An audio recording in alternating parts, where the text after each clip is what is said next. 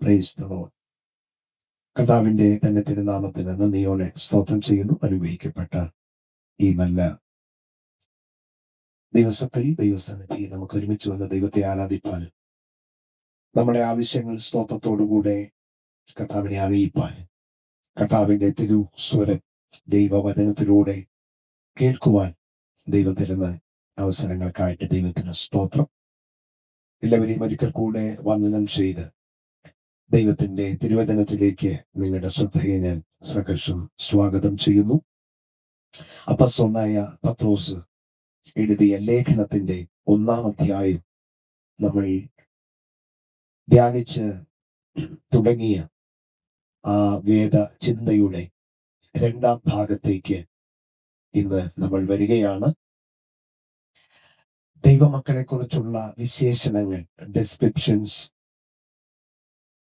Of Christian believers, ക്രൈസ്തവ ക്രിസ്തീയ വിശ്വാസികളെ കുറിച്ചുള്ള വിശേഷണങ്ങൾ എന്ന തലക്കെട്ടിൽ ഞാൻ കഴിഞ്ഞ ആഴ്ചയിൽ സംസാരിച്ച വിഷയം, നമ്മൾ പിതാവാം ദൈവത്തിന്റെ മുന്നറിവിനൊത്തവണ്ണം ആത്മാവിന്റെ വിശുദ്ധീകരണം പ്രാപിച്ച് അനുസരണം കാണിപ്പാനുമായി യേശുക്രിസ്തുവിന്റെ രക്തത്താൽ തളിക്കപ്പെടുവാനുമായി വിളിക്കപ്പെട്ട വൃതന്മാരാണ്, അല്ലെങ്കിൽ തിരഞ്ഞെടുക്കപ്പെട്ടവരാണ് എന്നാണ് നമ്മൾ കഴിഞ്ഞ ആഴ്ചയിൽ വായിച്ചത്. ഇന്ന് അതിന്റെ 2-ാം ഭാഗം നമുക്ക് വായിക്കേണ്ടതിനും ചിന്തിക്കേണ്ടതിനും വേണ്ടി പത്രോസ് എഴുതിയ 1-ാം ലേഖനത്തിന്റെ 1-ാം അധ്യായം അതിന്റെ 1ഉം 2ഉം വാക്യങ്ങൾ, 1 Peter chapter 1 verse 1 and verses 1 and 2, ഈ 2 വാക്യങ്ങൾ ഒരിക്കൽ കൂടെ നിങ്ങളൊന്ന് വായിച്ച് അതിനകത്തുനിന്ന് ഞാൻ വിശ്വാസികളുടെ ഒരു പ്രത്യേക വിശേഷണ പദം ഞാൻ ഇന്ന് പറയും നിങ്ങളുടെ മുമ്പാകെ പരിചയപ്പെടുത്താം. യേശുക്രിസ്തുവിന്റെ അപ്പോസ്തലനായ പത്രോസിലും ഗലാത്യയിലും കപ്പദോക്യയിലും ആസിയിലും ബിഥുന്യയിലും ചെന്നിൽ പാർക്കുന്ന പരദേശികളും പിതാവായ ദൈവത്തിന്റെ മുന്നറിവിനൊത്തവണ്ണം ആത്മാവിന്റെ വിശുദ്ധീകരണം പ്രാപിച്ച് അനുസരണം കാണിപ്പാനും യേശുക്രിസ്തുവിന്റെ രക്തത്താൽ തളിക്കപ്പെടുവാനുമായി വൃതന്മാരുമായവർക്ക് എഴുതുന്നത്, നിങ്ങൾക്ക് കൃപയും സമാധാനവും വർദ്ധിക്കുമാറാകട്ടെ. അതിൽ വൃതന്മാർ എന്നുള്ള പദം, ഇലക്ട് എന്ന പദം ആണ് കഴിഞ്ഞ ആഴ്ചയിൽ കണ്ടതെങ്കിൽ ഇന്ന് നമ്മൾ കാണാൻ പോകുന്നത് അതിന്റെ മലയാള ബൈബിളിൽ 2-ാം വാക്യത്തിൽ ആണ്. ഇംഗ്ലീഷിൽ 1-ാം വാക്യമാണ് എഴുതിയിട്ടുള്ളത്. പരദേശി എന്നുള്ള പദമാണ്. പരദേശി ഇംഗ്ലീഷിൽ എഴുതിയിരിക്കുന്നത് എന്തുവാ? എക്സൈൽസ്. പല വാക്കുകൾ എഴുതിയിട്ടുണ്ട്. പരദേശി എന്ന പദം മലയാള പദമാണ്. പരദേശി എന്ന പദം അത്ര ഗുമ്മുള്ളതായിട്ട് നിങ്ങൾക്ക് തോന്നുന്നില്ലെങ്കിൽ അതിന്റെ ഇംഗ്ലീഷ് പദം കേൾക്കുമ്പോൾ ഇച്ചിരി നിങ്ങൾക്ക് സന്തോഷം തോന്നും. ഇവിടെ എക്സൈൽസ് എന്ന് എഴുതിയിട്ടുണ്ട്, ചിലതിൻ്റെ അകത്ത് ഫോറിനേഴ്സ് എന്ന് എഴുതിയിട്ടുണ്ട്. അത് കേൾക്കുമ്പോൾ സന്തോഷമില്ലേ? നമ്മൾ ഫോറിനേഴ്സ് ആണ്. ഞാൻ വരുന്നു അതിലേക്ക്. ഫോറിനേഴ്സ് എന്ന് എഴുതിയിട്ടുണ്ട്, ചിലതിൻ്റെ അകത്ത് സ്ട്രേഞ്ചേഴ്സ് എന്ന് എഴുതിയിട്ടുണ്ട്. ഇനി അതിനോട് ചേർന്ന് മറ്റൊരു വാക്യം കൂടെ വായിച്ചാട്ടെ. 2-ാം അധ്യായത്തിന്റെ 11-ാം വാക്യം, 2:11. 2-ാം അധ്യായം 11-ാം വാക്യത്തിൽ ഇങ്ങനെയാണ് നമ്മൾ കാണുന്നത്. പ്രിയമുള്ളവരെ, പ്രവാസികളും പരദേശികളുമായ നിങ്ങളെ ആത്മാവിനോട് പോരാടുന്ന ജനമോഹങ്ങളെ വിട്ടകന്ന്. അവിടെ 2-ാമത്തെ അധ്യായം 11-ാം വാക്യത്തിൽ പത്രോസ് പറയുന്നു, നിങ്ങൾ ആരാണ്? നിങ്ങൾ പ്രവാസികളാണ്, ഫോറിനേഴ്സ് ആണ്. പിന്നെ നിങ്ങൾ പിൽഗ്രിംസ് ആണ്. നിങ്ങൾ പ്രവാസികളും പരദേശികളുമാണ്. തെലുങ്ക് ബൈബിൾ പ്രയാണികൾ എന്ന് പറഞ്ഞിട്ടുണ്ട്, യാത്രക്കാരാണ്. ഇംഗ്ലീഷിൽ എന്തോ നിങ്ങൾക്ക് എന്തോ എക്സൈൽ ആൻഡ് സോജനേഴ്സ്, നിങ്ങൾ യാത്രക്കാരാണ് എന്ന് പറഞ്ഞിട്ടുണ്ട്. അപ്പോ ഇന്ന് പകൽ നമ്മൾ ഒരുമിച്ച് ചിന്തിക്കാൻ പോകുന്നത്, നമുക്ക് ബൈബിൾ പറയുന്ന മറ്റൊരു വിശേഷണമാണ്, നമ്മൾ പ്രവാസികളാണ്, നമ്മൾ പരദേശികളാണ്, നമ്മൾ പ്രവാസത്തിലുള്ളവരാണ്. അതാണ് ഇംഗ്ലീഷിലെ ഒരു പദം, എക്സൈൽ എന്ന് പറഞ്ഞാൽ പ്രവാസത്തിലുള്ളവരാണ്. അല്ലെങ്കിൽ നമ്മൾ ഫോറിനേഴ്സ് ആണ്, അല്ലെങ്കിൽ സ്ട്രേഞ്ചേഴ്സ് എന്ന് എഴുതിയിട്ടുണ്ട്, അപരിചിതരാണ് എന്ന് എഴുതിയിട്ടുണ്ട്. ഇവിടെ ഇരിക്കുന്ന എല്ലാവരും പല പ്രാവശ്യം കേട്ടിട്ടുള്ള ഒരു കാര്യമാണ്, നമ്മുടെ ക്രിസ്തീയ ജീവിതം എന്ന് പറയുന്നത് ഒരു പ്രയാണമാണ് എന്ന്. ക്രിസ്തീയ ജീവിതം മാത്രമല്ല, എല്ലാവരുടെയും ജീവിതം ഒരു പ്രയാണമാണ്. പ്രയാണത്തിന്റെ പ്രത്യേകത, യാത്രയുടെ പ്രത്യേകത എന്താന്ന് ചോദിച്ചാൽ, യാത്ര പോകുന്നവൻ കൃത്യമായി അറിഞ്ഞിരിക്കണം എങ്ങോട്ടാ പോകുന്നത്. അല്ലാത്തതിന് യാത്ര എന്നല്ല പറയുന്നത്, അല്ലാത്തതിന് ഉഴച്ച എന്നാ പറയുന്നത്. അതായത് അങ്ങോട്ട് പോയി ഇങ്ങോട്ട് പോയി, ഇവിടുന്ന് അങ്ങോട്ട് പോയി എന്നത് ഉഴച്ച എന്ന് പറയുന്നത്. നമ്മുടെ ജീവിതത്തിന്റെ ഒരു ചിത്രം ഞാനൊന്ന് കാണിക്കാമേ. നമ്മുടെ ജീവിതത്തിന്റെ ഒരു ചിത്രം കാണിക്കാം. ആ യാത്രയുടെ ആരംഭം ഞാൻ ബൈബിളിനെ അടിസ്ഥാനമാക്കിയല്ല, പൊതുവായ ഒരു കാര്യമാണ് പറയുന്നത്. ഇവിടെ ഇരിക്കുന്ന എല്ലാവരും തങ്ങളുടെ ഓരോരുത്തരുടെയും അമ്മയുടെ ഉദരത്തിൽ ആമേൻ ആമേൻ 9 മാസം ആമേൻ അല്ലെങ്കിൽ 9 മാസം നമ്മൾ അമ്മയുടെ ഉദരത്തിൽ നിന്നാണ് നമ്മുടെ യാത്ര തുടങ്ങിയത്. അപ്പോൾ നമുക്ക് ആർക്കും ഓർമ്മ കാണില്ല അത് നമ്മുടെ അമ്മയുടെ തുരുത്തിൽ ഗുരുവായിരുന്ന അല്ലെങ്കിൽ ആയിരുന്ന സമയങ്ങൾ ആരും ഓർമ്മ വന്നില്ല. പക്ഷെ എല്ലാവർക്കും അറിയാം അങ്ങനെ ഒരു പ്രോസസ്സിലൂടെയാണ് നമ്മൾ പുറത്തു വന്നത്, അല്ലേ? 9 മാസം നമ്മളെല്ലാവരും നമ്മുടെ അമ്മയുടെ ഉദരത്തിൽ ആയിരുന്നു. ഒരു ഉദാഹരണം അല്പം കടന്നങ്ങ് പറയാം. ഒരമ്മയുടെ ഉദരത്തിൽ 2 ട്വിൻസ് ഉണ്ടെന്ന് വിചാരിക്കുക. ട്വിൻസ് അവർക്ക് വർത്താനം പറയാൻ കഴിയുമെന്ന് വിചാരിക്കുക. കഴിയത്തില്ല, പക്ഷെ അവർ രണ്ടുപേരും കൂടെ അമ്മയുടെ ഉദരത്തിൽ കിടന്ന് വർത്താനം പറയാന്ന് വിചാരിക്കുക. അപ്പൊ ഒരാളോട് പറയാണ്, ഇത് നമ്മുടെ അമ്മയുടെ ഉദരത്തിൽ നമ്മൾ കിടക്കുകയാണ്, പക്ഷെ ഇവിടെ നമ്മൾ പെർമനന്റ് അല്ല. ഇവിടെ നമ്മൾ പെർമനന്റ് അല്ല. കുറേ മാസങ്ങൾ കഴിയുമ്പോൾ നമ്മൾ ഇവിടെ നിന്ന് മറ്റൊരു ലോകത്തിലേക്ക് പോകും എന്നൊരാൾ പറയാം. അപ്പൊ മറ്റവൻ പറയാണ്, അങ്ങനൊന്നുമില്ല, ഇതാണ് നമ്മുടെ ലോകം, ഇവിടെയാണ് നമ്മൾ കിടക്കുന്നത്, ഇവിടെയാണ് നമ്മൾ ജനിച്ചത്, ഇവിടെയാണ്. എന്തൊരു സുഖമാണ്! റേഷൻ കടയിൽ പോകണ്ട, സ്കൂളിൽ പോകണ്ട, ജോലിക്ക് പോകണ്ട, വിയർപ്പ് ഉണ്ടാവത്തില്ല, ആരും ഡിസ്റ്റർബ് ചെയ്യത്തില്ല, കഴിക്കുക പോലും വേണ്ട. അതൊക്കെ ഓട്ടോമാറ്റിക്കായിട്ട് നമ്മുടെ മേലെ വന്ന് കയറുമെന്ന് പറയുക.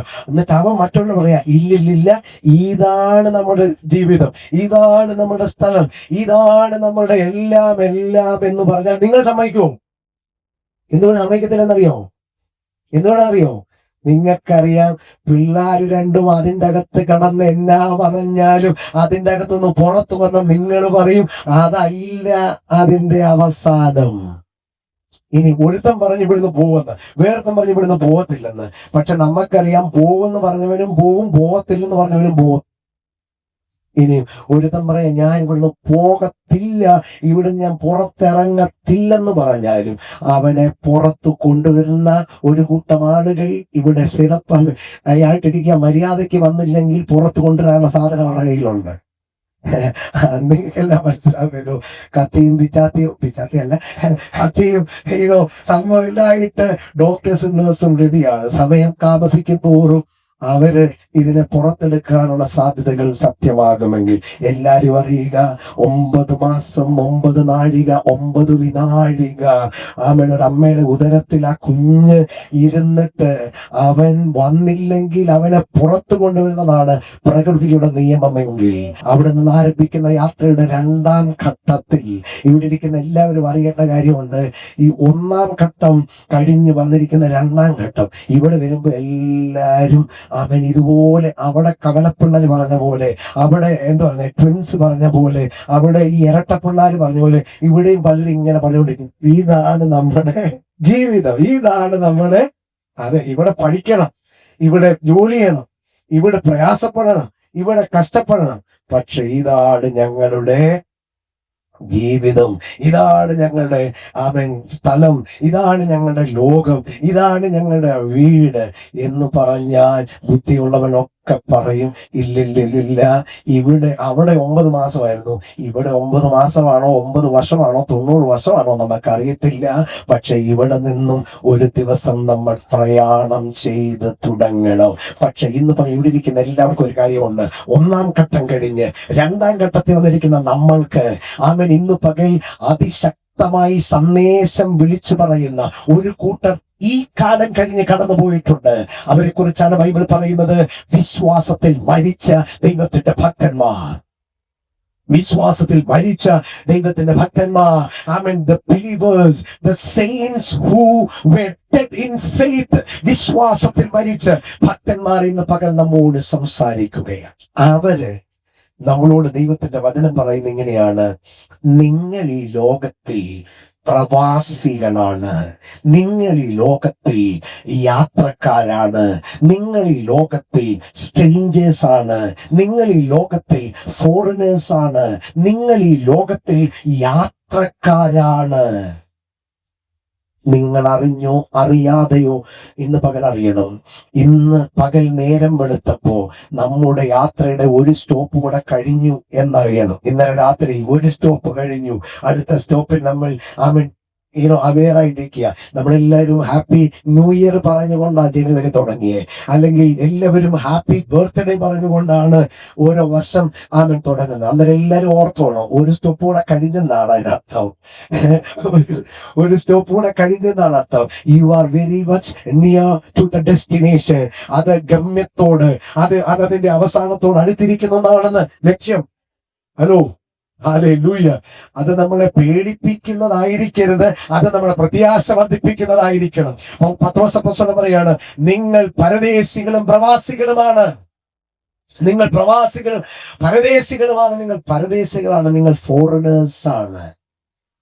ഞാൻ അതിന്റെ വിശദീകരണത്തിലേക്ക് വരികയാണ്. നമ്മളെല്ലാവരും ഇപ്പോൾ ഇന്ത്യയിലാണ്, നമ്മളെല്ലാവരും ഇപ്പോൾ ഹൈദരാബാദിലാണ്. ഇവിടെ നമ്മളാരും ഇത് ഈ കുഞ്ഞുങ്ങൾ ഒഴിച്ച് ജനറലി പറഞ്ഞാൽ നമ്മളാരും ഇവിടുത്തുകാരല്ലാരും. നമ്മളെല്ലാവരും എവിടുന്നോ എന്ന് പറഞ്ഞാൽ കേരളത്തിൽ നിന്ന് നമ്മൾ ഇവിടെ വന്ന് പറയാണ് സെറ്റിലായിരിക്കുന്നവരാണെന്നാ പറയും. സെറ്റിലായിരിക്കുന്നവരാണ്. ഇനി ആരിലും കേരളത്തോട്ട് തിരിച്ചു പോകാൻ ആഗ്രഹിക്കുന്നുള്ളൂ. ഇനി അമേരിക്കയിലോട്ട് പോയാലേ ഉള്ളൂ, ഇനി കേരളത്തിലോട്ട് ഇല്ലെന്നായിരിക്കും നമ്മുടെ ചിന്ത. കാര്യം നമ്മളൊരു നാട് വിട്ട് വേറൊരു നാട്ടിൽ വന്നിരിക്കുക. നമ്മൾ വന്നത് പഠനത്തിനായിരിക്കാം, ശുശ്രൂഷകൾക്കായിരിക്കാം, ജോലിക്കായിരിക്കാം. അങ്ങനെ വന്നവരുടെ തലമുറകളാണ്, കുഞ്ഞുങ്ങളാണ് ഇവിടെ ഇരിക്കുന്നത്. അപ്പൊ നമ്മൾ ഒരു സ്ഥലത്തുനിന്ന് പ്രയാണം ചെയ്ത് നമ്മൾ വേറൊരു സ്ഥലത്ത് വന്നവരാണ്.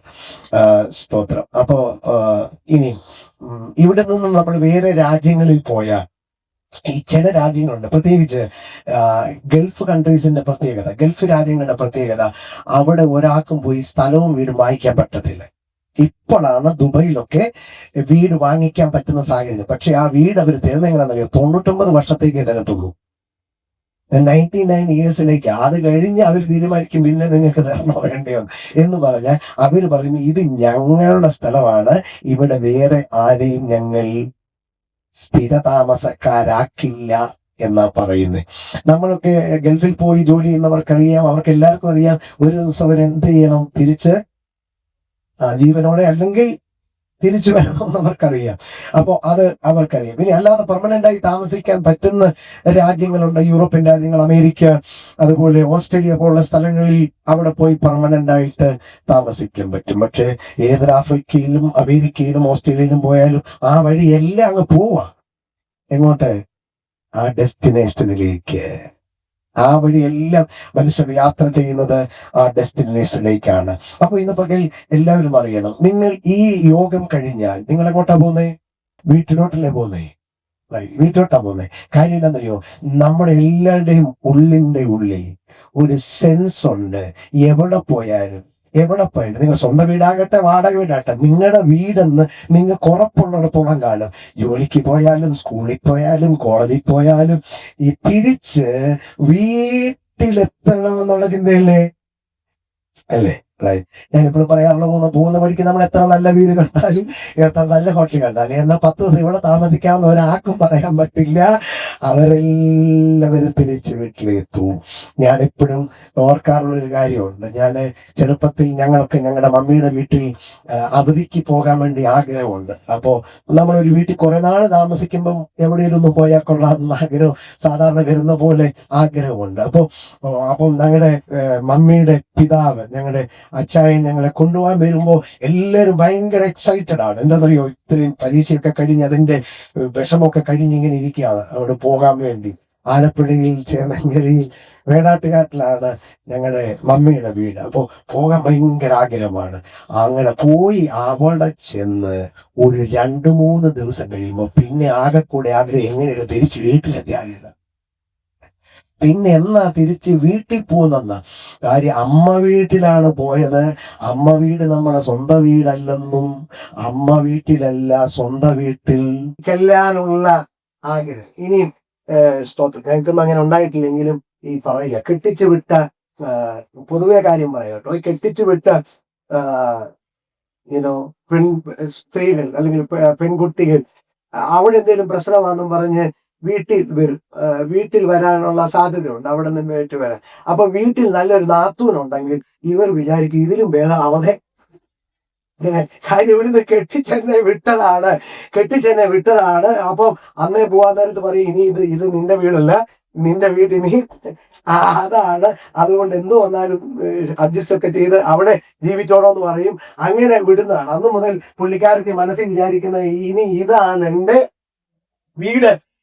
എൻ്റെ വീട് എന്ന് പറഞ്ഞ് ആണ് തന്റെ മനസ്സിൽ വിചാരിക്കുന്നത്. അപ്പൊ അങ്ങനെ ആ വീട് തന്റെ സ്വന്തം ആകുന്നത് പോലെ ഇന്ന് പകൽ ഇവിടെ ഇരിക്കുന്ന എല്ലാവരോടും ബൈബിൾ പറയുന്ന കാര്യം എന്നാണെന്നറിയോ? ബൈബിൾ ഇങ്ങനെ പറയാണ്, നിങ്ങൾ പരദേശികളാണ്. ഇല്ലില്ല, ഞങ്ങളിവിടെ പെർമനന്റ് അല്ലല്ല, നിങ്ങളിവിടെ നിങ്ങളിവിടെ പ്രവാസികളാണ്, യുവർ എക്സൈലിലാണ്. അപ്പൊ അത് കേൾക്കുമ്പോ നമ്മൾ എന്താ പറയേണ്ടത്? കർത്താവ് എന്നെ ഇവിടെ പെർമനന്റ് ആക്കണമെന്നാണോ? എത്ര പെർമനന്റ് ആക്കിയാലും പെർമനന്റ് ആകാൻ പറ്റത്തില്ല. അതാണ് ഇവിടുത്തെ സിസ്റ്റം. ഇവിടെ ഉപയോഗിച്ചിട്ടുള്ള ഒരു പദം, ഇംഗ്ലീഷ് ബൈബിളിൽ എക്സൈൽ എന്ന് ഉപയോഗിച്ചിട്ടുള്ള പദമുണ്ട്, പ്രവാസികൾ എന്നുള്ള പദം. അത് ആക്ച്വലി ഈ പഴയ നിയമത്തിൽ നമ്മൾ കാണുമ്പോൾ ഇസ്രായേൽ പല പ്രാവശ്യങ്ങളിൽ അവരെ പ്രവാസത്തിലേക്ക് പിടിച്ചുകൊണ്ട് പോയിട്ടുണ്ട്. ഈ പ്രവാസത്തിലേക്ക് പിടിച്ചുകൊണ്ട് പോകുമ്പോൾ വേറെ രാജ്യത്ത് ബാബിലോണിൽ അസീരിയയിൽ ഒക്കെ പിടിച്ചുകൊണ്ട് പോയപ്പോഴും അവരുടെ ഉള്ളത്തിൽ ദൈവം കൊടുത്തൊരു വലിയ ദൂതുണ്ടായിരുന്നു. യിരെമ്യാവിനോട് ദൈവം പറഞ്ഞു, 70 വർഷത്തിന് ശേഷം ഞാൻ നിങ്ങളെ തിരിച്ചു കൊണ്ടുവരും. 70 വർഷത്തിന് ശേഷം ഞാൻ നിങ്ങളെ തിരിച്ചു കൊണ്ടുവരും. അപ്പോ ഇതായിരുന്നു അവരുടെ ഹൃദയത്തിൽ ഏറ്റവും വലിയ ആഗ്രഹം. ഈജിപ്തിലേക്ക് പോയ ഇസ്രായേലിന്റെ പിതാക്കന്മാർ അറിഞ്ഞിരുന്നു, അബ്രഹാമിന് ദൈവം കൊടുത്ത വാഗ്ദത്തം പോലെ തങ്ങളെ ദർശിക്കുവാൻ വേണ്ടി, തങ്ങളെ സന്ദർശിക്കുവാൻ വേണ്ടി ദൈവം വരുമെന്നുള്ള ഒരു വാർത്ത അവർക്കറിയായിരുന്നു. അതായിരുന്നു അവരുടെ വലിയ പ്രത്യാശ, അതായിരുന്നു അവരുടെ വലിയ ധൈര്യം. ഇനി അതിന്റെ അർത്ഥം നിങ്ങൾ ആരും ഈ സന്ദേശം തെറ്റിദ്ധരിക്കരുത്. അവര് പോയിടത്തെല്ലാം അവര് വീടുകൾ ഉണ്ടായിരുന്നു, അവർക്ക് കുടുംബങ്ങൾ ഉണ്ടായിരുന്നു, അവർക്ക് കുഞ്ഞുങ്ങളുണ്ടായിരുന്നു, അവർക്ക് വേണ്ട ജീവിത സാഹചര്യങ്ങൾ എല്ലാവരും ഉണ്ടായിരുന്നെങ്കിലും അവരുടെ ഉള്ളിന്റെ ഉള്ളിലൊരു സെൻസ് ഉണ്ടായിരുന്നു, it's not our permanent land. ഇത് ഞങ്ങളുടെ സ്വന്തം ദേശമല്ല. ഇവിടുന്ന് ഞങ്ങൾ ഞങ്ങളുടെ സ്വന്തം ദേശത്തേക്ക് മടങ്ങി പോകേണ്ടവരാണ് എന്നുള്ള ഒരു വലിയ എന്തുണ്ടായിരുന്നു? സ്തോത്രം, വലിയ ഒരു ആഗ്രഹം അവരുടെ ഹൃദയത്തിൽ ഉണ്ടായിരുന്നു. നമ്മളെല്ലാവരും അറിയേണ്ട കാര്യം, എന്തുകൊണ്ടാണ് ബൈബിൾ പറയുന്നത് നമ്മൾ പ്രവാസികളാണ്, പരദേശികളാണ് എന്ന് പറയുന്നത് എന്ത് എന്ന് പകൽ നമ്മളെല്ലാവരും തിരിച്ചറിയണം. ഞാൻ 1-2 വിഷയങ്ങൾ അതിനുള്ള ബന്ധത്തിൽ പറഞ്ഞ് മുൻപോട്ട് വരുവാൻ വേണ്ടി ആഗ്രഹിക്കുകയാണ്. നമ്മൾ ഈ പ്രയാണം ചെയ്യുന്നവരാണ് എന്നുള്ള ചിന്തയിൽ നമുക്ക് വരേണ്ട കാര്യം, ഈ ലോകം പെർമനന്റ് അല്ലെന്നും ഈ ലോകത്തിൽ നമുക്കൊന്നും പെർമനന്റ് അല്ലെന്നും നമ്മൾ മനസ്സിലാക്കാൻ വേണ്ടിയാണ്. അതിന്റെ ഒരു ഉദാഹരണം പറയാം. അതിന്റെ അർത്ഥം ഈ ലോകത്തിൽ ജീവിക്കരുതെന്നോ ഈ ലോകത്തിൽ ഒന്നും ഉണ്ടാകരുതെന്നോ അല്ല. എല്ലാം നമുക്ക് ലഭിക്കുമ്പോൾ ഇതിലും നല്ലതുണ്ടെന്ന് എപ്പോഴും എന്ത് ചെയ്യണം? ചിന്തിക്കണം. പാപമൊഴികെ ഈ ലോകത്തിൽ ദൈവം നമുക്ക് ആസ്വദിക്കാൻ തന്നതാണ്, ജീവിതം ആസ്വദിക്കാൻ തന്നത്. അല്ലെങ്കിൽ നമ്മുടെ ആരോഗ്യം ദൈവത്തിന്റെ ദാനമാണ്, നമ്മുടെ ആയുസ് ദൈവത്തിന്റെ ദാനമാണ്, പഠിക്കാൻ ദൈവം തന്ന ജ്ഞാനം ദൈവത്തിന്റെ കൃപയാണ്, ദൈവം നമുക്ക് തന്ന കുടുംബം ദൈവത്തിന്റെ നന്മയാണ്. ദൈവം തരുന്ന എല്ലാം എന്ത് ചെയ്യാൻ പറ്റും? ആസ്വദിക്കാൻ പറ്റും. പക്ഷേ അതൊന്നും നമ്മളെ ദൈവത്തിന്റെ ആ പൂർണ്ണമായ ഉദ്ദേശത്തിൽ നമ്മളെ തടയുന്നതായിരിക്കരുതെന്ന് മാത്രമേ ഉള്ളൂ. കാര്യം ധനത്തെ കുറിച്ച് പറയുമ്പോൾ ഓർക്കുന്ന ഇങ്ങനെ ഒരു കാര്യം പറഞ്ഞുകൊണ്ട് ഈ ലോകത്തിൽ എല്ലാം അനുഭവിപ്പാൻ തരുന്ന ദൈവം എന്ന് പറഞ്ഞിട്ടുണ്ട്. ഈ ലോകത്തിൽ ദൈവമാണ് നമുക്ക് ഇത് അനുഭവിക്കാൻ തരുന്നത്. പക്ഷെ അനുഭവിക്കാൻ തരുന്നത് കൊണ്ട് ഒരിക്കലും നമ്മൾ ദൈവത്തിന് എന്ത് ചെയ്യാൻ പാടില്ല? അകന്നു പോകാൻ പാടില്ല എന്നുള്ളത് നമ്മൾ ശ്രദ്ധിക്കേണ്ടത് ആവശ്യമായിട്ടുള്ള കാര്യമാണ്. ഇവിടെ നമ്മൾ പരദേശികളാണ് എന്ന് പറഞ്ഞുകൊണ്ട് നാളെ തൊട്ട് നിങ്ങൾ ആരും ജോലിക്ക് പോകാതിരിക്കത്തില്ലെന്ന് എനിക്കറിയാം, പഠിക്കാൻ പോകാതിരിക്കത്തില്ലെന്നറിയാം. അപ്പൊ ഇതിന്റെ കറക്റ്റ് സെൻസ് എന്താണെന്ന് മനസ്സിലാക്കണം. നിങ്ങൾ പ്രവാസികളാണ്, നിങ്ങൾ യാത്രക്കാരാണ് എന്ന് പറയുമ്പോൾ ജീവിതത്തെ കാണേണ്ടതുപോലെ കാണാൻ നമ്മുടെ കണ്ണ് തുറക്കണമെന്ന് അതിന്റെ അർത്ഥം. വില കൊടുക്കണമെന്നാണ് അതിന്റെ അതുകൊണ്ട് അർത്ഥമാക്കുന്നത്. കർത്താവ് പറയാണ്, വചനം പറയാണ്, നമ്മൾ പരദേശികളും പ്രവാസികളുമാണ്, നമ്മൾ പരദേശികളും യാത്രക്കാരുമാണ്. എബ്രായ ലേഖനം 11 അധ്യായത്തിൽ വിശ്വാസ വീരന്മാരുടെ പട്ടിക, ഹീബ്രൂസ് ചാപ്റ്റർ 11. ഞാൻ അതിന്റെ ഒരാളെ കുറിച്ച് പറയാം. നിങ്ങളത് ഇവിടെയാണ് നമ്മൾ ഇതിന്റെ ശരിയായ പോയിന്റ് മനസ്സിലാക്കുക. നിങ്ങൾ ഹീബ്രൂസ് ചാപ്റ്റർ 11:9 എല്ലാവരും എടുത്തു വെച്ചോ. ഞാൻ വായിപ്പിക്കാം. നമ്മൾ യാത്രക്കാരാണ് എന്ന് പറയുന്നതിന്റെ അർത്ഥം എപ്പോഴും നമ്മൾ യാത്ര എന്ന് പറയുന്നത്, യാത്ര എപ്പോഴും എന്താ പറയുക, മൂവ്മെന്റ് അല്ലേ, ഒരു ചലനമാണ്, ഒരു തുടമാനമായ ഒരു പ്രക്രിയ. ഓക്കെ, തുടമാനമായ ഒരു പ്രക്രിയ. എങ്ങോട്ട്? ആ ഡെസ്റ്റിനേഷനിലേക്ക്, ആ ഗമ്യത്തിലേക്ക്, അല്ലെങ്കിൽ ആ അവസാനത്തിലേക്ക്, അല്ലെങ്കിൽ ഇറങ്ങേണ്ട സ്ഥലത്തേക്കുള്ളതാണ്. അപ്പോ നമ്മുടെ മുമ്പാകെ യാത്ര ചെയ്ത ഒത്തിരി പേരുടെ വിവരണങ്ങൾ എഴുതിയിട്ടുണ്ട്. ഇവിടുന്ന് യാത്ര ചെയ്തവരെല്ലാവരും ഇവിടുന്ന് പോയിട്ടുണ്ട്. പക്ഷെ എല്ലാവരും നമുക്ക് മാതൃകകളല്ല. നമുക്ക് മാതൃകയുള്ള ദൈവ മനുഷ്യരുടെ വിവരണങ്ങളാണ് ബൈബിളിൽ, പ്രത്യേകിച്ച് എബ്രായ ലേഖനം 11 എഴുതിയിട്ടുള്ളത്. ഞാൻ അവിടെ 1-2 കാര്യം പറയാം. പരദേശികളാണ്, പ്രവാസികളാണ്. അതുകൊണ്ട് ഈ ലോകത്തിലുള്ള ഉത്തരവാദിത്വം എല്ലാം ഇട്ടേച്ചോടണമെന്നല്ല ബൈബിൾ പറയുന്നത്. ഈ ലോകത്തിൽ ഭാര്യയുടെയും ഭർത്താവിന്റെയും മക്കളുടെയും മാതാപിതാക്കളുടെയും പാസ്റ്ററുടെയും വിശ്വാസികളുടെയും എല്ലാ ഉത്തരവാദിത്വം നമ്മൾ ചെയ്യേണ്ടവരാണ്. ആണോ അല്ലയോ? Yes, we have responsibility. Though we are exiles, though we are, pilgrims, though we are travelers, we have our responsibility.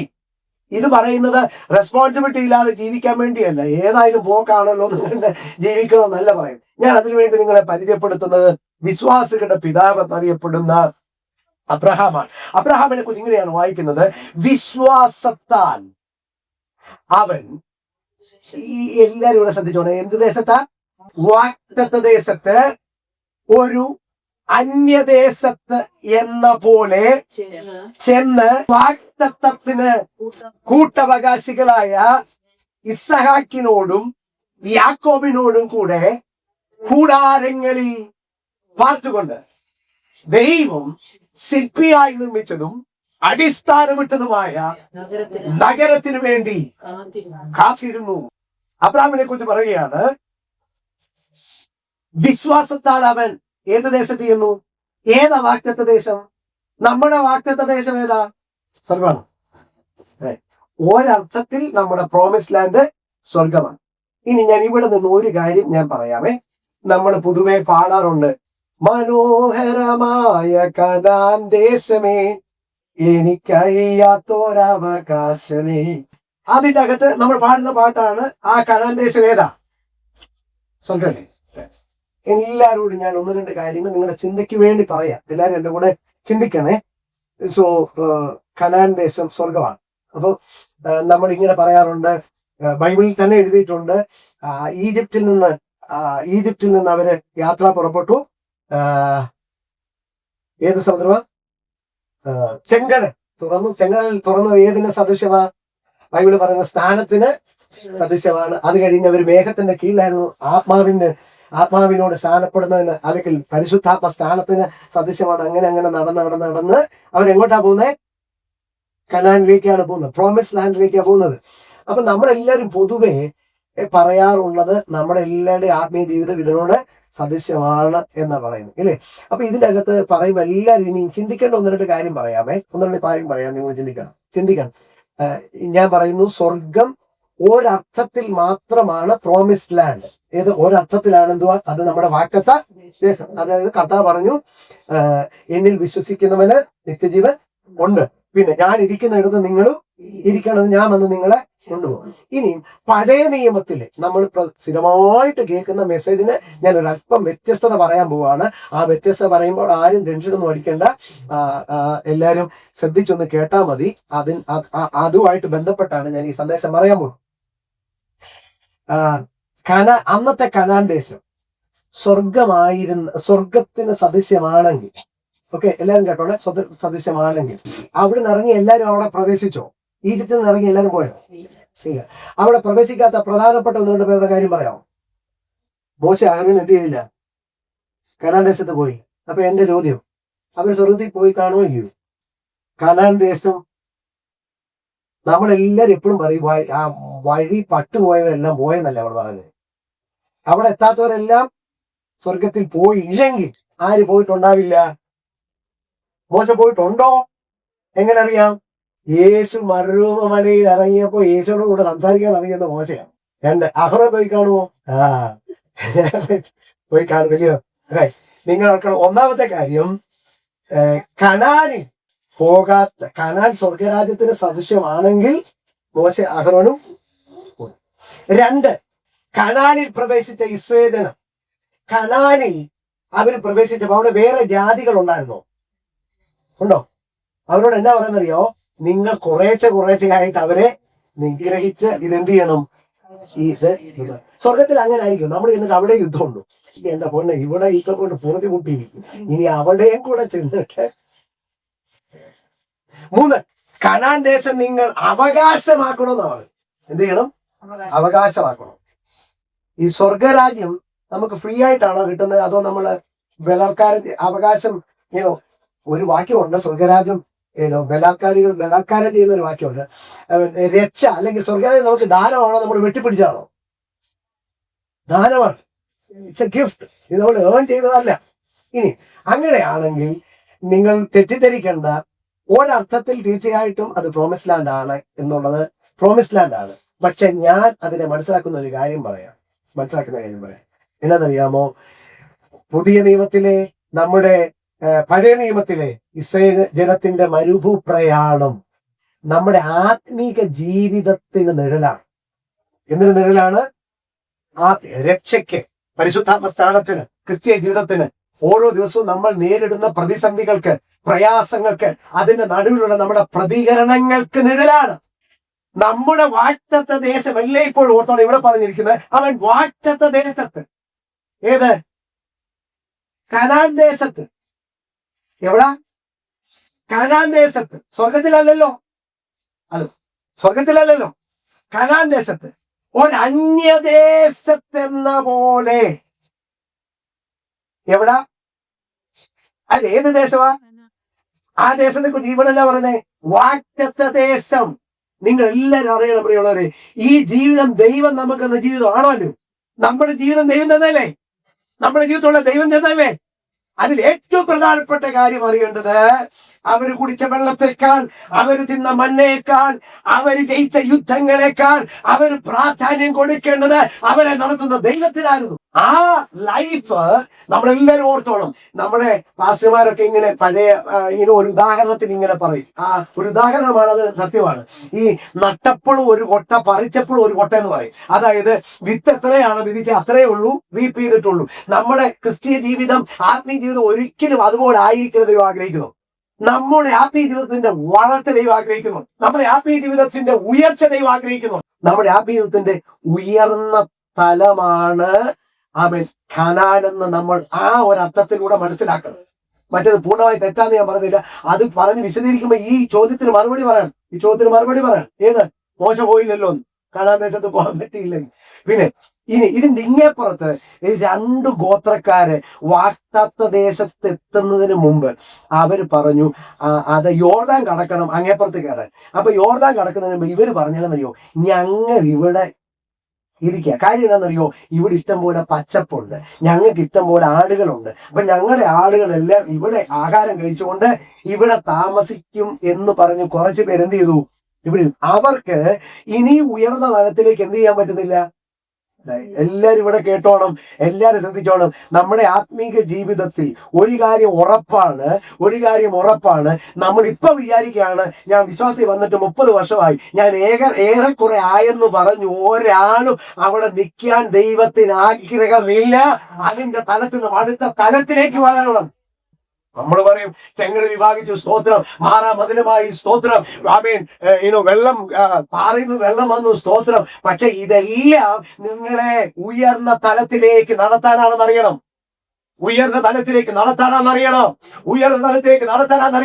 ഇവിടെ പറയുന്ന വാഗ്ദത്ത ദേശം ഒരു സ്ഥലമായിരുന്നു, ദൈവം കൊടുത്ത സ്ഥലം. പക്ഷെ അവിടെ അതാര് കൊടുത്താന്ന് പറഞ്ഞേ? ദൈവം കൊടുത്തേ. ഹലോ, അവിടെ ആരാ കൊടുത്തേ? ഞാൻ എപ്പോഴും പറയാറുണ്ട്, നമുക്ക് ദൈവം തന്നതാണ് നമ്മുടെ കയ്യിൽ, ദൈവം തന്നതല്ലാത്ത ഒന്നും നമ്മുടെ കയ്യിൽ കാണരുത്. ദൈവം ഒരു കാര്യം തന്നിരിക്കുമ്പോൾ തന്നെ ദൈവം വെച്ചിട്ടുള്ള അതിലും ഉത്തമമായ കാര്യത്തിലേക്ക് നോക്കുന്നവന്റെ പേര് ആത്മികം. ഒന്നുകൂടെ പറയാം. കനാൻ ദേശം അബ്രഹാമിന് കൊടുത്ത ദൈവമാണ്. ആ ദേശത്തിന്റെ പ്രത്യേകത പാലും തേനും ഒഴുകുന്ന ദേശമാണ്. അയ്യോ, ഇത് ഇച്ചിച്ചിയാണ്, ഇതെനിക്ക് വേണ്ടത് അബ്രഹാം പറഞ്ഞു. കാര്യം എന്താണെന്നറിയാം, ദൈവം തന്നതെന്ന് അദ്ദേഹത്തിന് അറിയാമായിരുന്നു. വാഗ്ദത്ത ദേശത്ത് ദൈവം അബ്രഹാമിനോട് പറഞ്ഞു, ഞാൻ നിനക്കൊരു ദേശം തരും, നിനക്കും സന്തതിക്കും ഒരു ദേശം തരും. ആ ദേശത്ത് ഇദ്ദേഹം എത്തി. അദ്ദേഹം പറയാണ്, ഇതെന്റെ വാഗ്ദത്ത ദേശമാണ്. നമ്മൾ അവിടെ തന്നെ പറയാനിരിക്കും. പക്ഷെ എന്ന് എത്ര പേര് പറയും, നിങ്ങളുടെ ആത്മീയത്തെ നോക്കി, ഇതെന്റെ വാഗ്ദത്ത ദേശമാണ്, ഈ വാഗ്ദത്ത ദേശത്ത് എനിക്ക് പോരാട്ടമുണ്ട്, ഇവിടെ നിന്ന് ഞാൻ നീക്കിക്കളയേണ്ട അമോര്യരും ഫെലിസ്ത്യരും ഹിത്യരും ഒക്കെ ഉണ്ടെന്ന് നമ്മൾ മനസ്സിലാക്കണം. ഞാൻ ഓർത്ത്, ദൈവം ഇവരെ എല്ലാം കൂടെ അങ്ങ് മാറ്റിക്കളഞ്ഞിട്ട് ദൈവം എന്തുകൊണ്ട് ഇവർക്കൊരു ദേശം കൊടുത്തില്ലെന്ന്. ദൈവം പ്രോമിസ് ചെയ്തത് ഇത്ര സൂപ്പർ ആയിരുന്നെങ്കിൽ ഇവരെല്ലാം മാറ്റണ്ട്. ദൈവം അവരോട് പറഞ്ഞു, നിങ്ങൾ വേണം ഇവരെ ജയിക്കാൻ. അതെന്നത് എനിക്ക് ഇന്നും പൂർണ്ണമായിട്ട് മനസ്സിലാക്കിയിട്ടില്ല. പല സ്ഥലങ്ങളിലും ഈ നിങ്ങൾക്ക് എല്ലാവർക്കും ഒരു കാര്യം എല്ലാവരും അറിയണം, നമുക്ക് എല്ലാവർക്കും ദൈവത്തിൽ വിശ്വാസമാണ്. ദൈവത്തിൽ വിശ്വാസം ഇല്ലാത്ത ആരും ഇവിടെ ഇരിപ്പില്ലെന്ന് എനിക്കറിയാം. പക്ഷെ ഇന്ന് മകൾ ഒരു ചോദ്യം ദൈവത്തോട് ചോദിക്കുക, ദൈവമേ, ഞങ്ങളിൽ നിങ്ങൾക്ക് വല്ല വിശ്വാസം ഉണ്ടോ ദൈവമേ എന്ന് ചോദിച്ചാൽ ദൈവം പറയോ, ഇവളെ എനിക്ക് നല്ല വിശ്വാസമാണ്. ഒന്ന് രണ്ട് കാര്യം പറയാം. ഈ പത്രോസ് രാത്രി മുഴുവനും അധ്വാനിച്ച് ഒന്നും കിട്ടിയില്ല.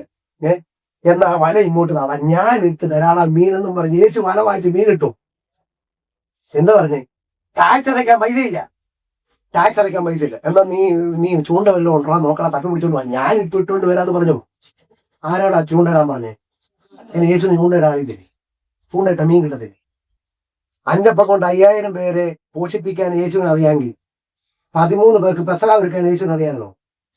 യേശു ശിഷ്യന്മാരോട് പറയാണ്, നിങ്ങൾ പോയി, യേശു ഇങ്ങനെ നിന്നു കൊടുത്താൽ മതി, സ്വർഗത്തിലോട്ട് പോയവൻ യെരുശലേമിലേക്ക് പോകാൻ യേശുവിന് അറിയാമല്ലോ. യേശു ശിഷ്യന്മാരോട് പറഞ്ഞു, നിങ്ങൾ കെട്ടപ്പെട്ട ഒരു കഴുതയുണ്ട്, അവരെ പോയി അഴിച്ചുകൊണ്ട് വരാൻ.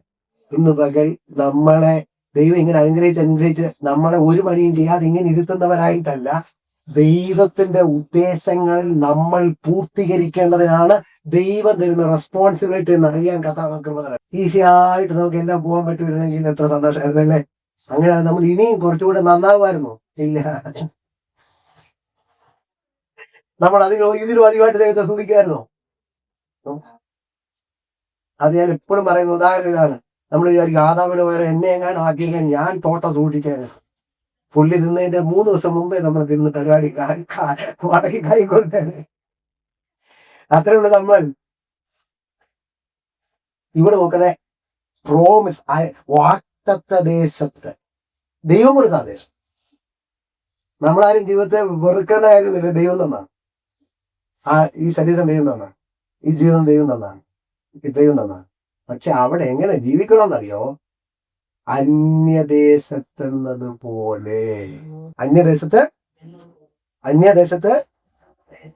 എന്ന് പറഞ്ഞാൽ നിങ്ങൾക്ക് ആ സെൻസ് ഉണ്ടാവണമെന്ന്, ആ ചിന്ത ഉണ്ടാകണം. ഇതെന്റെ പെർമനന്റ് അല്ല. ഇനി അത് കേട്ടോണെ, എന്ന പോലെ ചെന്ന് വാക്തത്വത്തിന് എന്ന് പറഞ്ഞാൽ ഇത് നിനക്ക് മാത്രമല്ല, നിന്റെ പിള്ളേർക്ക് കൊടുക്കാന്ന് പറയും. ഞാൻ ചത്തുപോയാലും കുഴപ്പമില്ല, എന്റെ പിള്ളേർക്ക് ഇത് കിട്ടട്ടെ എന്നല്ല, പിള്ളേർക്ക് ദൈവം വാഗ്ദത്തം ചെയ്തതാണ്. അബ്രഹാമിനും ഇസാക്കിനും എല്ലാം പറഞ്ഞ് നിങ്ങളെ എവിടെ ആക്കുമെന്ന്, പ്രോമിസ് ലാൻഡ് ആക്കും, ആക്കുന്നു. അപ്പോ പുള്ളി വാഗ്ദത്തത്തിന് കൂട്ടവകാശികളായ ഇസഹാക്കിനോടും എല്ലാവരും അറിയണം, ദൈവത്തിന്റെ ആത്മതലത്തിന് നമുക്ക് ചില സമയത്ത് എല്ലാവർക്കും നമ്മുടെ സ്വന്തം വീടുകളിൽ നിന്ന് ആത്മീയ ജീവിതത്തിന് പോരാട്ടങ്ങൾ ഉണ്ടാകാൻ സാധ്യതയുണ്ട്. അത് എത്ര നന്നായിട്ട് ഇരിക്കുന്നവരാണെങ്കിലും ഉണ്ടാകാൻ സാധ്യതയുണ്ട്. അപ്പോൾ ചിലരെങ്കിലും പറയാനുള്ളൊരു സാധ്യതയുണ്ട്, ഞാൻ അത്ര ആത്മീയനായിട്ട് ജീവിക്കാൻ പറ്റാത്ത എന്റെ ഭാര്യയാണ്, എന്റെ ഭർത്താവാണ്, എന്റെ പിള്ളേരാണ്, അല്ല എന്റെ അപ്പനമ്മയാണ്. നിങ്ങൾക്കറിയാം, ബൈബിളിൽ ഒരാൾക്ക് പോലും അങ്ങനെ ഒരു എക്സ്ക്യൂസ് പറയാൻ ബൈബിളിൽ പ്രമാണമില്ല. തെളിവെന്നാന്നറിയോ? ജീവിതത്തിൽ കുറവുണ്ടാകാം, പക്ഷെ എക്സ്ക്യൂസിന് പ്രമാണമില്ല. ഈ ദൈവത്തോടു കൂടെ നടന്ന ദൈവം എടുത്ത മനുഷ്യന്റെ പേരെന്തുവാ? ഹാനോക്കിനെ കുറിച്ച് ബൈബിൾ വായിക്കുന്ന ഇങ്ങനെയാണ്. ഹാനോക്കിന് എത്ര വയസ്സുള്ളപ്പോഴാ? 60 വയസ്സുള്ളപ്പോ ഇല്ലേ, ഒരു മകനുണ്ടായി. അവന്റെ മകന്റെ പേര് മെഥൂശലൻ. അതിനുശേഷം ബൈബിൾ എഴുതിയിരിക്കുന്നത് അവൻ 300 വർഷം ദൈവത്തോടു കൂടെ നടന്നു, എന്നിട്ട് മക്കളെ ജനിപ്പിച്ചു എന്ന് എഴുതിയിട്ടുണ്ട്. അതായത് ഒരു കുടുംബജീവിതം നയിച്ചുകൊണ്ട് ദൈവത്തോടു കൂടെ 300 വർഷം നടന്ന ആളുടെ പേരാണ്. പുള്ളിക്കാരുണ്ടായിരുന്നു, ഭാര്യ ഉണ്ടായിരുന്നു, മക്കളുണ്ടായിരുന്നു. പക്ഷെ പുള്ളി ആരുടെ കൂടെ നടന്നു? പക്ഷെ ചിലരുടെ ഒക്കെ എക്സ്ക്യൂസ് കേട്ടാൽ ഓർക്കും ഇങ്ങനെ ആരെങ്കിലും ഒക്കെ ഉണ്ടെങ്കിൽ പിന്നെ ഇനി ദൈവത്തോടും കൂടെ ഇനി നടക്കാനേ പറ്റത്തില്ല. ഇനി അടുത്തത്, ഈ അബ്രഹാം തന്റെ മക്കളായ ഇസഹാക്കിനോട് യാക്കോബിനോടും ചേർന്ന് എന്ന് പറഞ്ഞാൽ ആ ദൈവം കൊടുത്ത പ്രോമിസ്ഡ് ലാൻഡിൽ നിന്ന് അവിടെ പ്രത്യേക പദം എഴുതുന്നുണ്ട്. കൂടാരത്തിൽ എവിടെ പറഞ്ഞ ഹി ലിവ്ഡ് ഇൻ ടെന്റ്. ഞാന് ലിവ്ഡ് ഇൻ ടെന്റ്, കൂടാരത്തിൽ പാർത്തു. നിങ്ങൾ കൂടാരം കണ്ടിട്ടുണ്ടോ? ടെന്റ് കണ്ടിട്ടുണ്ടോ? ഈ ബാക്കി എല്ലാം വായിച്ചുകൊണ്ടിരുന്നപ്പോ ഞാനും വിചാരിക്കണമെന്നറിയോ, ഈ പുള്ളി ചെറിയൊരു കൂടാരത്തിലായിരിക്കും താമസിച്ചു. നമ്മുടെ എല്ലാവരുടെയും ടെന്റ് എന്ന് കേൾക്കുമ്പോ നമ്മൾ കണ്ടിട്ടുള്ള ടെന്റ് അല്ലേ നമ്മുടെ മനസ്സിലേക്ക് വരുന്നേ, അല്ലേ? കൂടാരം എങ്ങനത്തെ ടെന്റ് കണ്ടിട്ടുണ്ടോ? ടെന്റ് നമ്മൾ കണ്ടിട്ടുള്ള ടെന്റ് 16 തരത്തിന് വീടിന്റെ മുമ്പിൽ സൈഡിൽ ഉണ്ടാക്കിയിട്ടിരിക്കുന്ന ടെന്റ് വല്ലതും ആണെങ്കിൽ നിങ്ങളെ ഞാനൊരു ടെന്റ്, നിങ്ങൾ കണ്ട ഒരു ടെന്റ് ഞാൻ പറയാം. ടെന്റ് നിങ്ങൾ ഇപ്പൊ ടെന്റ് കണ്ട ചെറുതാന്നെ പറയും. സർക്കസ് കൂടാരം കണ്ടു. നിങ്ങൾക്കറിയാവോ, ഒരേരിയ മുഴുവനും അവര് ടെന്റ് അടിച്ചേക്കുക. നിങ്ങൾ ആ സർക്കസിന്റെ ടെന്റ് കണ്ടോ? നമ്മൾ ഇത് വായിക്കുമ്പോൾ പുള്ളി ഏതോ ഗുഡിസിക്കാന്ന് കിടന്ന ആളാണ്. ഗുഡിസിന്നൊക്കെ തെലുങ്കിൽ പറയും ചെറിയ കുടില്, അല്ല കുടില് കിടന്ന ആളല്ല ഇദ്ദേഹം. ഇദ്ദേഹം കൂടാരത്തിലാണ് കിടന്നത്. ആ കൂടാരത്തിന്റെ പ്രത്യേകത നിങ്ങൾ കണ്ട കൂടാരമില്ലേ, അതുപോലത്തെ കൂടാരമായിരുന്നു. തെളിവ് പറയാം, പുള്ളിയുടെ വീട്ടിലെ ജോലിക്കാരുടെ എണ്ണം 318 പേരാ. അവർ പുള്ളിയുടെ കൂടെ പുള്ളിക്ക് ധാരാളം ആടുപാടുകളുണ്ടായിരുന്നു. ഇങ്ങോട്ടേക്കും തെളിവ് എന്താണെന്നറിയോ? തെളിവ് 3 പേര് വീട്ടിൽ വന്നപ്പോ എന്തിനെ അറുത്തേ? ഒരു കാളയെ അറുത്ത് 3 അടങ്ങഴി മാവ് കൊണ്ട്. അപ്പോൾ ഇല്ലാത്തവരായിരിക്കും. ഇല്ലാത്ത ആളാണ് കൂട്ടുകാരന്റെ വീട്ടോട്ട് ഓടിയത്. യേശു പറഞ്ഞില്ലേ, ഒരു രാത്രി ഒരു ആള് വന്നപ്പോ പുള്ളി കൂട്ടുകാരൻ്റെ അടുക്ക പോയി 3 അപ്പം വായ്പ നിറഞ്ഞു. ഈ പുള്ളി ഇല്ലാത്തതല്ല, വീട്ടിൽ വലിയ അടങ്ങടിക്കാത്ത മൈദാനല്ലേ മാവ് റെഡിയാക്കിയിരിക്കുക. നിങ്ങളൊന്ന് ആലോചിച്ച് നോക്കി, 3 പേർക്ക് വേണ്ടി മുന്നാഴി. മുന്നാഴിയുടെ കണക്ക് നമുക്കറിയത്തില്ലേ? നമ്മുടെ വീട്ടിൽ 3 പേര് വന്നാൽ, ഞാൻ എപ്പോഴും പറയാറുണ്ട്, ഹൈദരാബാദിൽ വന്നു കഴിഞ്ഞാൽ പിന്നെയാണ് ഈ 1/4 കിലോ ഈ ഇറച്ചി കിട്ടുമെന്ന് എനിക്ക് ആദ്യമായിട്ട് മനസ്സിലായി. മലയാളികളെ നിങ്ങൾക്കറിയാം, നമ്മൾ ജീവിതത്തിൽ 1/4 കിലോ വാങ്ങിയിട്ടില്ല. കൈസ ഇല്ലെന്ന് പറഞ്ഞാൽ ബീഫ് കട ചെന്നാൽ മലയാളിക്ക് മുൻഗണനയാണ്. കാര്യം അവിടെ 100 രൂപയ്ക്ക് ചവ് വാങ്ങിക്കാൻ നിൽക്കുന്നവരുടെ മറ്റൊരു 3 കിലോയ്ക്ക് ചേട്ടൻ അങ്ങോട്ട് വാങ്ങിക്കുക. ആ ചേട്ടന് കൊടുത്തിട്ട് തരത്തുള്ളത് മതി. പക്ഷെ നമ്മളൊക്കെ 3 കിലോ വാങ്ങിച്ചിട്ടുള്ളൂ. പക്ഷെ ഒരു കാളക്കുട്ടി അച്ഛാ 3 പേർക്ക് വേണ്ടി. ഇവിടെ മീൻ വാങ്ങിച്ചാൽ വീട്ടിൽ കൊണ്ടൊന്നും വെട്ടാൻ നമുക്ക് കത്തി, അതുകൊണ്ട് നമ്മൾ അവിടുന്ന് വെട്ടിച്ചോണ്ട് വരണം എന്നാണ് നമ്മുടെ ചിന്ത. അങ്ങനെയാണെങ്കിൽ പുള്ളിയുടെ വീട്ടിൽ ഇതിനെ വെട്ടാനുള്ള പിച്ചാത്തിയും വെട്ടിയൊക്കെ ഉണ്ടോ? ഇല്ലേ? വെട്ടാനുള്ളതെല്ലാം ഉണ്ട്, വെട്ടാനുള്ള ആളുണ്ട്, ഇതിനെ ഒരുക്കാനുള്ള ആളുണ്ട്. അച്ഛനും അമ്മമ്മയും മാറി നിന്നാ മതി. അപ്പൊ പുള്ളി 318 പേരും ഇത്ര ആടുപാടും താമസിക്കുന്ന കൂടാരം എങ്ങനത്തെ കൂടാരമായിരിക്കുന്നു? ഹലോ, എല്ലാരും ഉണ്ടോ ഇവിടെ?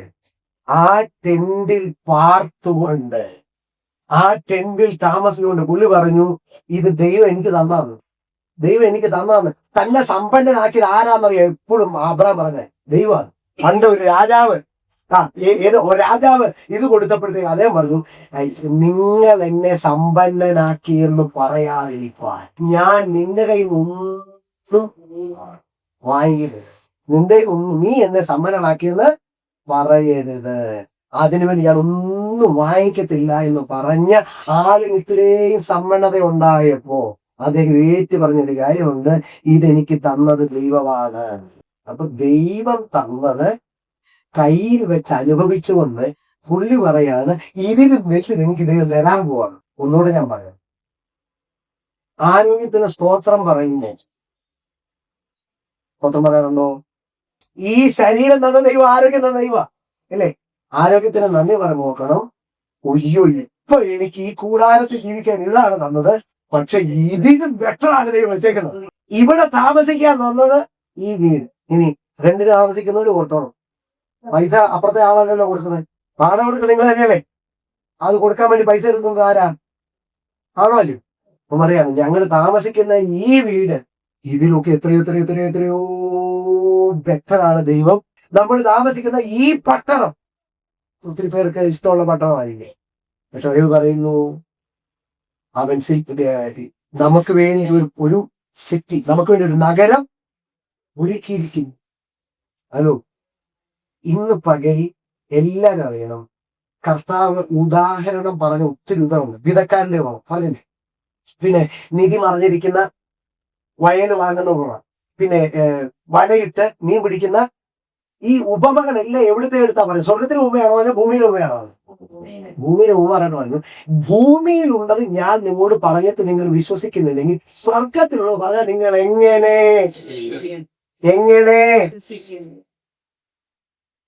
ഞാൻ കഴിഞ്ഞ ദിവസം ഇങ്ങനെ ഈ പക്ഷപാത രോഗിയെ സൗഖ്യമാക്കിയ കാര്യം ഞാൻ ഇങ്ങനെ വായിച്ചുകൊണ്ടിരിക്കുകയാണ്. അന്നേരം അതൊരു പുസ്തകത്തിൽ നിന്ന് വായിക്കുകയാണ്. അന്നേരം എനിക്കൊരു കാര്യം മനസ്സിലായി. പക്ഷപാത രോഗി ഒരിക്കൽ പക്ഷപാത രോഗി യേശുവിന്റെ അടുക്കൽ കൊണ്ടുവന്നപ്പോ അവിടെ ഉള്ളവരെ നോക്കിയിട്ട് അവരുടെ വിശ്വാസം കണ്ടിട്ട് യേശു പക്ഷപാത രോഗിയോട് എന്നാ പറഞ്ഞേ? നിന്റെ പാപങ്ങൾ മോചിച്ചിരി. 38 വർഷക്കാരോടാ പറഞ്ഞ കിടക്കെടുത്തവൻ. ഇത് പക്ഷപാത രോഗിയോ നിന്റെ പാപങ്ങൾ മോചിച്ചിരിക്കുന്നു. ഓക്കെ, അന്നേരം അവിടെ ഇരുന്ന ആളുകൾ എല്ലാം കൂടെ പറയാണ്, പാപം മോചിക്കാൻ ആർക്ക് അധികാരമുള്ളൂ? ഇവൻ എന്തുവാ ചെയ്തേ? അപ്പൊ ഇവന്മാരുടെ ചിന്ത അറിഞ്ഞുകൊണ്ട് യേശു ചോദിക്കാണ്, പാപം മോചിക്കുക എന്ന് പറയുന്നതാണോ അതോ അവൻ സൗഖ്യമാകുക എന്ന് പറയാനാണോ? ഏതാ എളുപ്പം? യേശു തിരിച്ചാ പറയുന്നത്, നീ സൗഖ്യമാകട്ടെ എന്ന് പറയാ. അവൻ സൗഖ്യമാവോ? എല്ലാരും വിശ്വസിക്കുമോ? അവൻ എഴുന്നേൽക്കുമോ? കാരണം എന്താ? എല്ലാരും കണ്ടു യേശു നിന്റെ പാപം മോചിച്ചിരിക്കുന്നു എന്നാണ്. എത്ര പേര് കൂടെ വിശ്വസിക്കും? അതെന്തായാലും കാണാനുള്ളതാണോ? യേശു ആദ്യം പാപം മോചിച്ചു, എന്നിട്ട് അതിന്റെ തെളിവായിട്ട് എന്ത് ചെയ്യുന്നറിയോ? നിങ്ങൾ എല്ലാവരും അറിയണം, ദൈവത്തിന്റെ വിടുതൽ സൗഖ്യം ദൈവം കാര്യം ചെയ്തു എന്ന് പറയുമ്പോൾ എപ്പോഴും ഓർക്കേണ്ട കാര്യമുണ്ട്. അതെല്ലാം പ്രൂവ് ചെയ്യുന്ന ഒരു സ്പിരിച്വൽ റിയാലിറ്റിയാണ്. എല്ലാവരും കൊണ്ടുകൊണ്ട് ഞാൻ പറഞ്ഞ് മനസ്സിലായോ? നമ്മൾ അത് കാണാതെയാണ് ഇവത്തെ മാത്രം പിടിക്കുമ്പോൾ പ്രശ്നം. അതായത് പാപം ക്ഷമിച്ചോന്ന് നിനക്ക് എങ്ങനെ അറിയാം? അവൻ എഴുന്നേറ്റ് പോന്നു. അപ്പൊ അവൻ എഴുന്നേറ്റ് പോയത് അവനിൽ നടന്ന പാപക്ഷമയുടെ ഒരു അടയാളമാണ്. എല്ലാവരും ഇവിടെ ഉണ്ടോ? എന്താ ഞാനിപ്പോ പറഞ്ഞു വന്നേ? നമ്മൾ ഈ ലോകത്തിൽ ദൈവം എപ്പോഴും ഓർത്തോണം. നമ്മുടെ നന്മയിലും തിന്മയിലും ഒക്കെ ദൈവം നമ്മളെ പറയാൻ ആഗ്രഹിക്കുന്ന കാര്യം better is on the way. കാരണം ഇസ്രായേൽ പലപ്പോഴും തിരിച്ചു പോകാൻ വിചാരിച്ചിരുന്നപ്പോ ചിലർ വിചാരിച്ചു അധികം നല്ലതിനെ അവർ കാക്ഷിച്ചു. ഇനി അവർ കൂടാരങ്ങളിൽ പാർത്തുകൊണ്ട്, ഇന്ന് പകൽ എല്ലാവരോടും പറയാം, നമ്മുടെ ശരീരമാകുന്നത് ഒരു കൂടാരമാണ്, നമ്മൾ താമസിക്കുന്ന വീട് മറ്റൊരു കൂടാരമാണ്. ഇവിടെ എല്ലാം പാർത്തുകൊണ്ട് ദൈവം ആഗ്രഹിക്കുന്നുണ്ടല്ലോ, ദൈവം ശില്പിയാൽ നിർമ്മിച്ചതും അടിസ്ഥാനപ്പെട്ടതുമായ ഒരു നഗരത്തിന് വേണ്ടി അവൻ എന്ത് ചെയ്തു? ധനവാൻ, ബഹുസമ്പന്നൻ, ഇഷ്ടംപോലെ ആളുകളും സഹായികളും ഉണ്ടായിരുന്ന അബ്രഹാമിന്റെ ആഗ്രഹം എന്നതറിയോ? അവൻ കൂടാരത്തിൽ പാർത്തു കൊണ്ട് ദൈവം ശില്പിയായി നിർമ്മിച്ചതും അടിസ്ഥാനപ്പെട്ടതുമായ ഒരു നഗരത്തിന് വേണ്ടി താൻ കാത്തിരിക്കുകയാണ്. ഫിലിപ്പിൻ ലേഖനം വായിച്ച് നമുക്ക് അവസാനിപ്പിക്കുക. Philippines chapter 3 verse 20. നമ്മുടെ പൗരത്വം വേഗത്തിൽ 3 കാര്യങ്ങൾ ഞാൻ പറയാം. ഇത് ബാലൻസിൽ നമ്മൾ മനസ്സിലാക്കണം. നമ്മുടെ പൗരത്വം, വിശ്വാസികളായ നമ്മൾ അവിടെ എത്തുന്നത് വരെ ജീവിക്കേണ്ടത് ഈ ലോകത്തിലാണ്. ആണോ അല്ലേ? പക്ഷെ അറിയേണ്ടത്, നമ്മൾ ഈ ലോകത്തിൽ ജീവിക്കുന്നെങ്കിൽ നമ്മൾ ഈ ലോകക്കാരല്ല. പക്ഷെ അവിടെ എത്തുന്നിടം വരെ എവിടെ ജീവിച്ചേ പറ്റൂ? ഈ ലോകത്തിൽ ജീവിച്ചേ പറ്റൂ. അപ്പൊ ഒത്തിരി വാക്യങ്ങൾ പറയാനാണെങ്കിൽ ഞാൻ കട്ട് ഷോട്ട് ചെയ്യാണ്. വിശ്വാസികൾ നമ്മൾ ഈ ലോകത്തിലാണെങ്കിലും നമ്മൾ ലോകക്കാരല്ല. നമ്മളുടെ പട്ടണവും രാജ്യവും എവിടെയാണ്? ഉയരത്തിലാണ്, സ്വർഗത്തിലാണ്. പക്ഷേ അവിടെ എത്തും വരെ, അവിടെ എത്തേണ്ടതിന് വേണ്ടിയുള്ള ദൈവത്തിന്റെ പ്രിപ്പറേഷനാണ് ദൈവം ഈ ലോകത്തിൽ ചെയ്യുന്നറിയണം. റൈറ്റ്? ഇനി അവിടെ നിന്ന് നമ്മുടെ കർത്താവ് യേശു ക്രിസ്തു മടങ്ങി വരുമെന്ന് നമ്മൾ കർത്താവിന്റെ വരവിന് വേണ്ടി കാത്തിരിക്കേണ്ടവരാണ്. ബൈബിൾ പറയുന്നു, കർത്താവ് തൻ ഗംഭീരനാദത്തോടും പ്രധാന ദൂതന്റെ ശബ്ദത്തോടും ദൈവത്തിന്റെ കാരണത്തോടും കർത്താവ് സ്വർഗത്തിൽ നിറങ്ങി വരുമ്പോ. ഞാൻ ഇത്രയും കാര്യങ്ങളൊക്കെ പറഞ്ഞു നിൽക്കും കൂടിയാണ്. പത്രോസ് പറയാണ്, നിങ്ങൾ ആരാണ്? പ്രവാസികളാണ്, നിങ്ങൾ പരദേശികളാണ്, നിങ്ങൾ യാത്രക്കാരാണ്, നിങ്ങൾ എക്സൈൽ ആൻഡ് ഫോറിനേഴ്സ് ആണ്. ആ സ്ഥിതിയിലുള്ള നമ്മൾ അറിയേണ്ട കാര്യം, ഈ ലോകത്തിൽ ഞാൻ ജീവിക്കുന്നത് എനിക്ക് ഈ ലോകത്തിലുള്ള നന്മ അനുഭവിക്കാൻ തന്ന ദൈവത്തിന്റെ മഹത്വത്തിന് വേണ്ടിയാണ്. ഇവിടെ നമുക്ക് ലഭിക്കുന്ന എല്ലാ അനുഗ്രഹവും നമ്മൾ എത്ര വിലയേറിയതായിട്ട് നിങ്ങൾ കണ്ടാലും എപ്പോഴും ഓർക്കണം, അതിൽ ബെറ്ററാണ് ദൈവം നമുക്ക് ഇടുവെക്കുന്നത്. ഈ ദൈവം തന്നത് കൊണ്ട് ഇവിടെ അതുകൊണ്ട് ഒരിക്കലും അത് ദൈവത്തെ നകലാനുള്ള ഒരു മുഖാന്തരമായി തീരരുതേ. എപ്പോഴും പറയും, ദൈവമാണ് തന്നത്, ദൈവമാണ് ദാവീദിനെ രാജാവാക്കിയത്, ദൈവമാണ് ശലോമോന് ജ്ഞാനവും സമ്പത്തും കൊടുത്തത്. പക്ഷെ അത് തന്നെ അവരുടെ വീഴ്ചയ്ക്ക് കാരണമായി ആയോ ഇല്ലയോ? ദൈവത്തിൽ നിന്ന് വാങ്ങിക്കുന്ന പലതും ദൈവം തന്നാണ്, നോ ഡൗട്ട് അബൌട്ട്. പക്ഷെ അതുകൊണ്ട് തന്നെ നമ്മൾ ദൈവത്തെ മറക്കാനും ദൈവത്തിൽ നിന്ന് ഓടിപ്പോയാനും മുഖാന്തരമാകരുതെന്ന് നിങ്ങൾ വ്യക്തിപരമായിട്ട് അങ്ങ് വ്യാഖ്യാനിച്ചാണ്. പക്ഷെ ഞാൻ ഉറപ്പായിട്ട് വിശ്വസിക്കുന്നത്, നമുക്ക് തന്ന ഈ ലൈഫ് സ്പാൻ, കർത്താവിനെ അറിഞ്ഞിട്ടുള്ള ജീവിതം, ഈ ലോകത്ത് ജീവിക്കുന്നവരെ ദൈവത്തിന്റെ വാഗ്ദത്തമാണ്. നിങ്ങൾക്കൊരു ഭൗതികമായ, ഞാനതിനെ ഓവർ എംഫസൈസ് ചെയ്യല്ലോ, പക്ഷെ പറയാം, ദൈവമക്കൾ എല്ലാവരും എല്ലാ നിലകളിലും അനുഗ്രഹിക്കപ്പെടുന്നതിലൂടെ നമ്മുടെ ആത്മീയ ജീവിതത്തിനും കർത്താവിന്റെ മഹത്വത്തിനും ദൈവരാജ്യത്തിന്റെ വളർച്ചയ്ക്കും അത് കാരണമായി തീർന്നിരുന്നെങ്കിൽ ദ യൂണിവേഴ്സൽ ചേർച്ചിന്റെ സ്ഥിതി ഇതാകത്തില്ല. എല്ലാവർക്കും ഭൗതികമായിട്ടുണ്ട്. പത്രോസ് പണ്ട് പറഞ്ഞു, വെള്ളിയും പൊന്നും ഞങ്ങൾക്കില്ല, പക്ഷെ ഞങ്ങൾക്കുള്ളത് നിങ്ങൾക്ക് യേശുവിന്റെ നാമത്തിൽ എഴുന്നേറ്റ് നടക്കാം. ഇന്ന് ഒരു ഉപദേശി പറഞ്ഞ പോലെ ഇന്ന് വെള്ളിയും പൊന്നും ഉണ്ട്, പക്ഷെ യേശുവിന്റെ നാമത്തിൽ എഴുന്നേക്കാൻ പറയാനുള്ള അധികാരം നമുക്കില്ല. അതുകൊണ്ടാണ് ഗായൂസിന് വേണ്ടി പ്രാർത്ഥിക്കുന്ന യോഹന്നാൻ പറയുന്നത്, ഇതറിയോ, നിന്റെ ആത്മാവ് ശുദ്ധമായിരിക്കുന്നത് പോലെ നീ സകലത്തിലും ശുദ്ധമായിരിക്കണമെന്ന്. ഞാൻ എന്ത് ശുഭമായിരിക്കുന്നത്? നിന്റെ സ്പിരിറ്റ് അനുഗ്രഹിക്കപ്പെട്ടതുപോലെ നീ സകലത്തിലും അനുഗ്രഹിക്കപ്പെടാൻ ദൈവം ആഗ്രഹിക്കും. അപ്പൊ എവിടുത്തെ അനുഗ്രഹത്തിലാണ് നമ്മൾ ഫോക്കസ് ചെയ്യേണ്ടത് ചോദിച്ചാൽ, നമ്മുടെ ആത്മീയ അനുഗ്രഹത്തിലാണ്. എന്ന് വചനം പറയുന്നു, നമ്മൾ പരദേശികളും പ്രവാസികളുമാണ്. നമ്മൾ പരദേശികളും പ്രവാസികളുമാണ്. അതിന്റെ അർത്ഥം ആരുമില്ലാത്തവരും ഒന്നുമില്ലാത്തവരുമാണെന്നല്ല. അബ്രഹാം വാഗ്ദത്ത ദേശത്ത്, അന്യദേശത്ത് എന്നതുപോലെ തന്റെ മക്കളായ ഇസ്ഹാക്കിനോട് യാക്കോബിനോട് കൂടെ കൂടാരത്തിൽ പാർത്തുകൊണ്ട് ആ മനുഷ്യന്റെ കണ്ണിന്റെ ഉള്ളിൽ വെളിപ്പെട്ട നിത്യതയുടെ ദർശനം, സ്വർഗത്തിന്റെ ദർശനം ഒന്ന് പകലിൽ നമ്മുടെ അകത്ത് തുടർമാനമായി ചലിക്കാൻ പരിശുദ്ധാത്മാവ് കൃപ നൽകട്ടെ. എല്ലാ കണ്ണുകളും ഒരു നിമിഷം അടച്ച് ദൈവസം നമുക്ക് ഒരു നിമിഷം നമുക്ക് ഏൽപ്പിച്ചു കൊടുക്കാം.